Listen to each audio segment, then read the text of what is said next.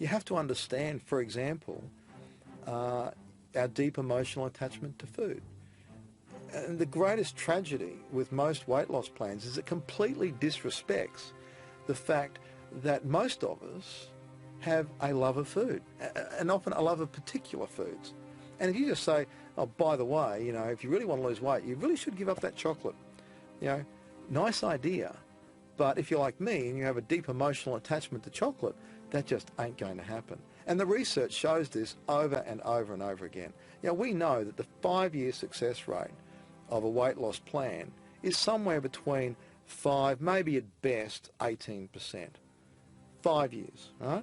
And in one study that was published recently, after 10 years, they found that people using pretty traditional weight loss techniques actually gained 1.5% of their body weight, which is probably, you know, a relatively normal growth weight. But that's while they're trying to lose weight. So, you know, as I looked at this whole field, I realised that, well, I got into it because I wanted to lose weight as a medico, and I put on my medico hat and did it in a fairly traditional kind of way. And over, you know, about 9 months, I lost about 10% of my body weight, which, you know, got me down to well below where I needed to be.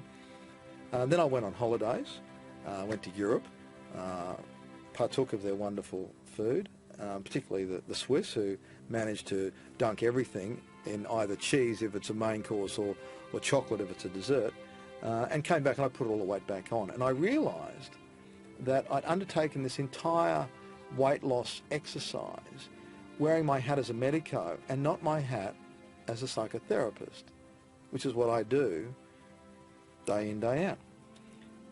And the big thing I realised was this whole issue of self-discipline.